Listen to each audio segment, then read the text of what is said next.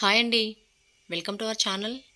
ఈరోజు మన ఛానల్లో పర్ఫెక్ట్ పల్లి లడ్డూలు పక్కా కొలతలతో ఎలా చేయాలో చూద్దామండి. వీడియోకి వెళ్ళే ముందు మన ఛానల్ని లైక్ చేయండి, షేర్ చేయండి, సబ్స్క్రైబ్ చేయండి.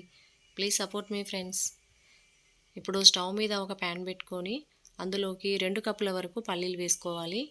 ఇప్పుడు మంటని లో ఫ్లేమ్లో పెట్టుకొని పల్లీలను బాగా వేయించుకోవాలి. పల్లీలు అనేవి బాగా వేగి కొంచెం కలర్ అనేది చేంజ్ అయ్యే వరకు వేయించుకోవాలి.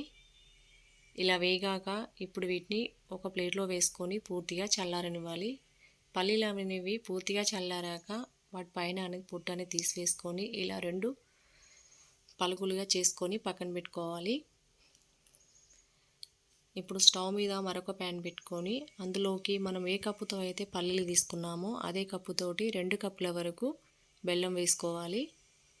ఒక 2 లేదా 3 టేబుల్ స్పూన్ల వరకు వాటర్ వేసుకొని మంటని హై ఫ్లేమ్లో పెట్టుకొని బెల్లం అనేది కరిగించుకోవాలి. బెల్లం అనేది కరిగాక మధ్య మధ్యలో పాకాన్ని చెక్ చేసుకోవాలి. ఒక 5 నిమిషాల తర్వాత బెల్లం అనేది ఇలా కరిగి పాకం అనేది వచ్చాక ఇలా పాకాన్ని చెక్ చేసుకోవాలి.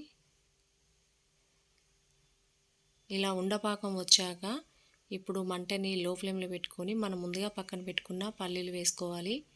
ఇప్పుడు ఒకసారి అంతా కలిసేటట్టు కలుపుకొని స్టవ్ ఆఫ్ చేసుకోవాలి.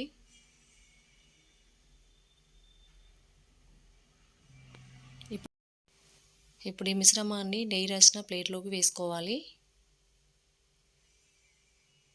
ఇప్పుడు చేతుల్ని వాటర్తో తడి చేసుకొని కొంచెం కొంచెం మిశ్రమాన్ని తీసుకొని మనకు నచ్చిన సైజుల్లో లడ్డూలాగా చుట్టుకోవాలి.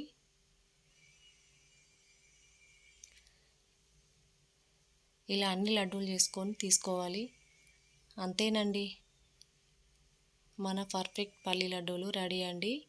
చాలా సింపుల్గా, చాలా ఈజీగా మనం ఈ లడ్డూలను ఇలా రెడీ చేసుకోవచ్చండి. ఇవి పూర్తిగా చల్లారాక ఒక డబ్బాలో వేసుకొని పెట్టుకున్నారంటే 1 మంత్ వరకు ఫ్రెష్గా ఉంటాయి. పిల్లలకి ఈవినింగ్ స్నాక్స్లో కూడా సూపర్గా ఉంటాయి. ఈ పర్ఫెక్ట్ పల్లి లడ్డూల రెసిపీ మీకు నచ్చినట్లయితే లైక్ చేయండి, షేర్ చేయండి, సబ్స్క్రైబ్ చేయండి. Please support me friends. Thanks for watching.